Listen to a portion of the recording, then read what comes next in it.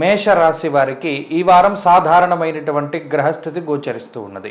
ప్రత్యేకించి ఈ రాశి వారికి జన్మరాశి యందు కుజుడు కొంత వ్యతిరేకమైనటువంటి ఫలితాలను ఇస్తూ ఉండగా, వ్యయస్థానమందు రాహువు, అలాగే రెండవ స్థానమందు రవి, 12, 1, 2 స్థానాలు గోచారవశాత్తు పాపగ్రహాలుగా ఉన్నప్పుడు పాపకర్తరి దోషం అనేటువంటిది ఈ రాశి వారికి ప్రధానంగా వస్తుంది. దానివల్ల ఈ రాశివారు ప్రత్యేకించి మానసికమైనటువంటి సమస్యల్ని ఎక్కువ అనుభవించవలసి ఉంటుంది. వ్యయ, ధన, జన్మరాశుల యందు గోచారవశాత్తు రాహు, కుజ, రవులు ఉన్నప్పుడు కూడా శారీరకమైనటువంటి పీడ కొంత అధికంగా ఉంటుంది.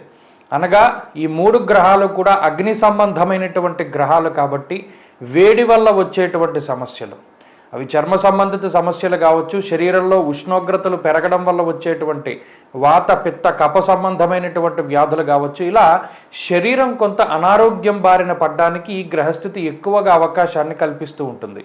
ఉడుకు జ్వరాలు వస్తూ ఉంటాయి, లేదా ఎండ వల్ల వచ్చేటువంటి డిహైడ్రేషన్, లేదా చర్మ సంబంధిత సమస్యలు, విద్యుత్తు, అగ్ని, పదునైనటువంటి వస్తువుల వల్ల ఏర్పడేటువంటి గాయాలు, ఇటువంటి వాటికి కొంత ఆస్కారం ఉంటుంది. కాబట్టి ప్రత్యేకించి ఈ వారంలో మేషరాశి వారు ఆరోగ్యపరమైనటువంటి శ్రద్ధ అధికంగా తీసుకోవాలి. మితంగా కావలసినటువంటి సమయంలో మాత్రమే ప్రయాణాలు చేస్తూ ఉండడం చెప్పదగినటువంటి సూచన. అనవసరమైనటువంటి ప్రయాణాలు చేయరాదు. ఈ గ్రహస్థితి ఆర్థిక పరంగా మనం చూసినప్పుడు ఆర్థికంగా ఈ వారం సాధారణమైనటువంటి పరిస్థితులే నెలకొంటాయి. లాభస్థానమందు శనేశ్వరుడు, ధనస్థానమందు గురువు, అలాగే బుధగ్రహం కూడా ఈ రాశి వారికి ఆర్థికంగా ఉపయోగపడుతూ ఉంటారు. ప్రత్యేకించి ఆర్థిక లోటు అనేటువంటిది ఈ వారం ఎట్టి పరిస్థితుల్లోనూ కనబడదు.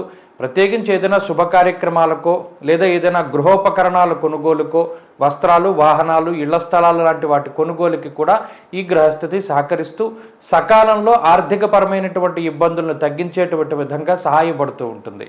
అలాగే కుటుంబపరమైనటువంటి విషయాలు సాధారణంగా గోచరిస్తూ ఉన్నాయి. కోపం అధికంగా ఉంటుంది. కోపము, అసహనము, చికాకు వంటి వాటితోటి మేషరాశి వారు ఎక్కువగా ఈ వారం కొంత ప్రవర్తిస్తూ ఉంటారు. వాటిని తగ్గించుకునేటువంటి ప్రయత్నం చేస్తూ ఉండాలి. అలాగే కుటుంబ సభ్యులతోటి ప్రవర్తించేటువంటి తీరులో కూడా మార్పు వస్తూ ఉంటుంది. అలాగే ఆరోగ్యపరమైనటువంటి జాగ్రత్తలు అవసరం. ఉద్యోగపరమైనటువంటి విషయాలను పరిశీలన చేసినప్పుడు ఉద్యోగ పరిస్థితులు మిశ్రమంగా గోచరిస్తూ ఉన్నాయి.